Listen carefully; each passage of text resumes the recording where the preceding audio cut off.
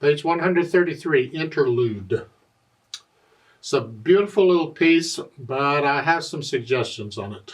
We're not doing anything new, but I have some suggestions on it.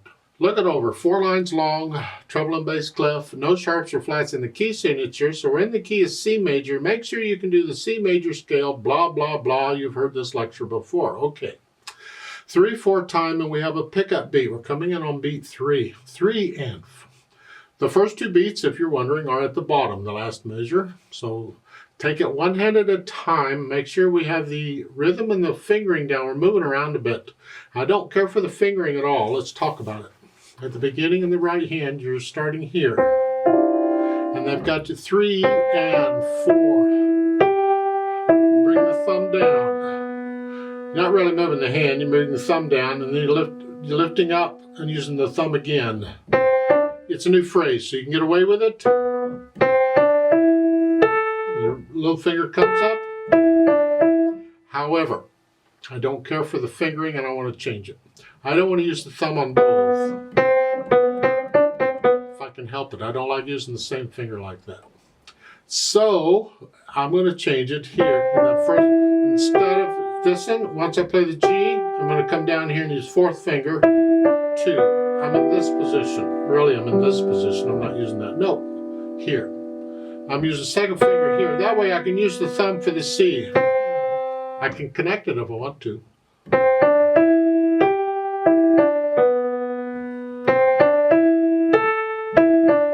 Thumb comes under at the end of the line. Come down.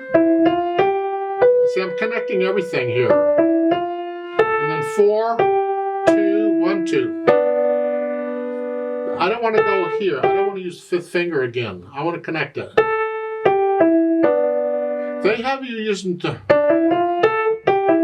No, you want to connect all that together. That's not 2 slurred lines. That's one phrase. We want to connect all that. If you're wondering where I am, I'm in the 3rd measure of the 2nd line.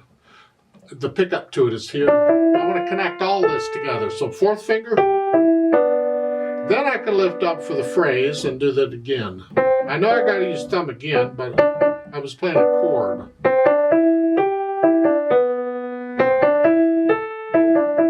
4th at the end, bottom, the last 2 measures, or the pickup to the 8th notes. And then 1 and 4, they want you to use 5 again. No, I want to connect this.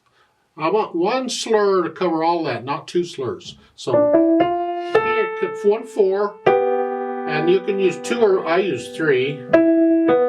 Here, I'm in this position. That's fine. You're not in a nice, neat 5-finger position. You're getting out of that and starting to spread your wings a little bit. That's what we need to do. Left hand, we got here.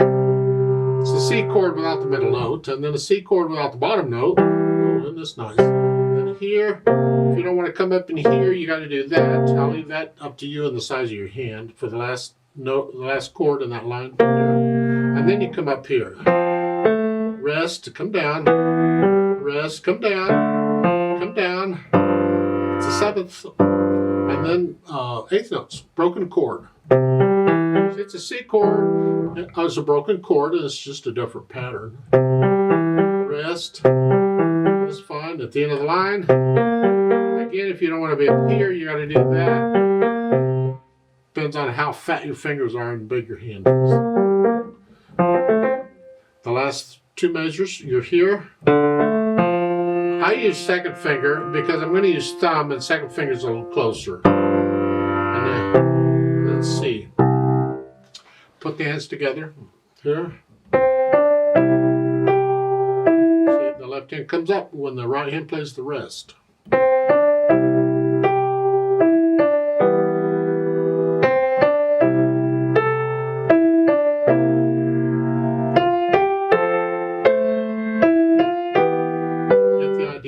You put the hands together.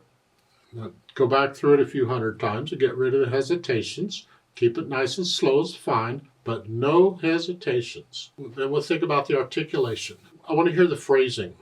Well, I need to speed it up a little bit so I can hear the sentences. This, that could be a sentence. And then I'll lift up. Okay, that's another sentence. And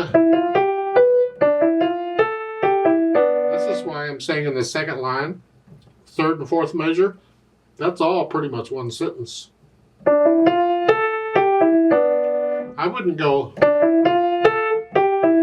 no, no. I want to connect that. I want that to flow, and it needs to be connected. Then lift up. So I'm putting in the phrasing. It's the same thing at the bottom, the last few measures. I want to connect all that together. It's all one sentence on the last couple of measures. The left hand, you got rest, so you have to. And the eighth notes, of course, you're going to slur those. And then when you're comfortable with the phrasing and articulation, try the dynamics, the melodies in the right hand. Whatever you think mezzo forte is, sort of loud, you don't need the MP underneath. Cross that out, just forget about it. The dynamic applies to the melody, and the MF is there. So you're going to play this softly. At the end of the second line, you come down to moderately soft. That makes the left hand very soft. Last line, you have a dim. You're going to start getting softer, diminuendo, but you're already at moderately soft. We're going to go down to very soft. It doesn't say how much to go down. I'm just telling you, go down to very soft and take your time getting there. I don't want to be very soft until the last measure. So I'll plan it out. Starting the last line, I'm moderately soft. I'm still moderately soft. Come down a little bit. Come down a little bit. Come down. Now, there. And there's a rit. Slow down. So really it's like, that's one thing, and then that's another, and then come down. So I'm kind of doing it like a bit at a time, not a note at a time. So in the last line, I'm moderately soft. And I'm still moderately soft where the dim is. I don't start getting softer until after the dim. So I'm still here.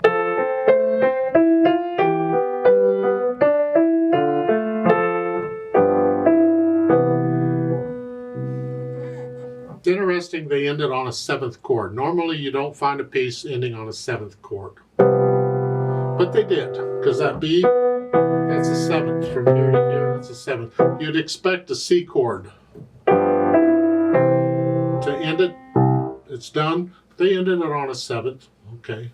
Speed, andante, it's not slow, it's just kind of flowing gently.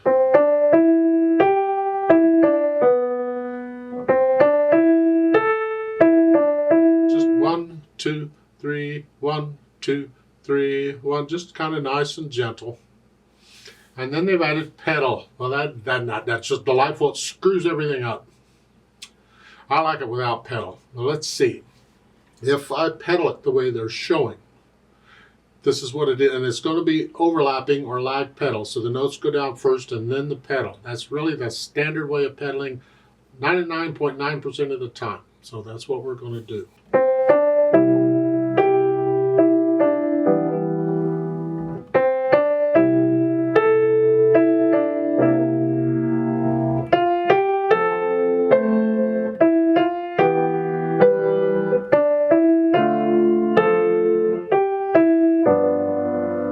You get the idea? I like the idea what they did in the third line where we can hear the rest in the left hand. I would like to hear the rest at the beginning also. I don't know why they're pedaling that.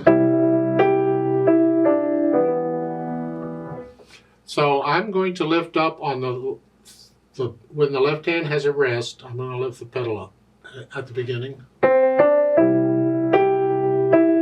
The pedal comes up with the left hand.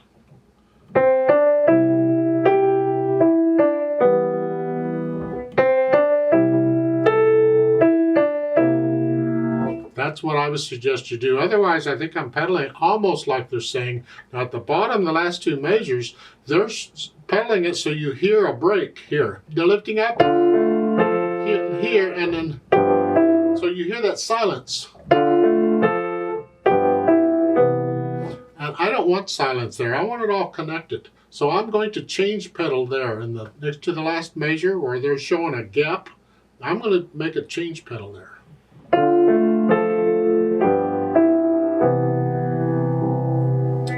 And it's too much here. There in the next to the last measure.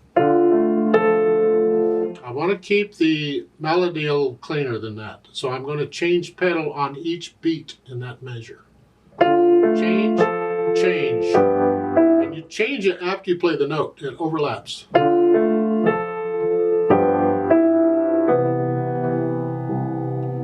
Yeah, that's what I'm going to connect it a little better.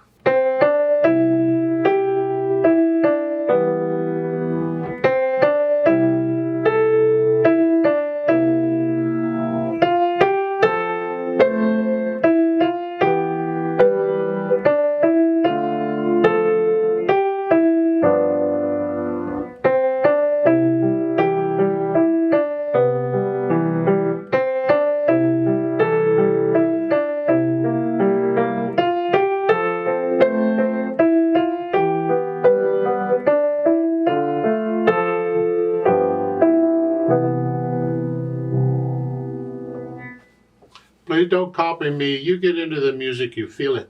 You do it. And you make sure you feel the natural accent. 1, 2, 3. It should go to here. So feel the natural accent. Let's play it together slowly and double check the notes and the rhythms. Not going to do any dynamics.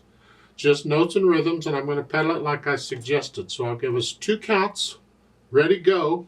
And then we'll go. Ready and go and.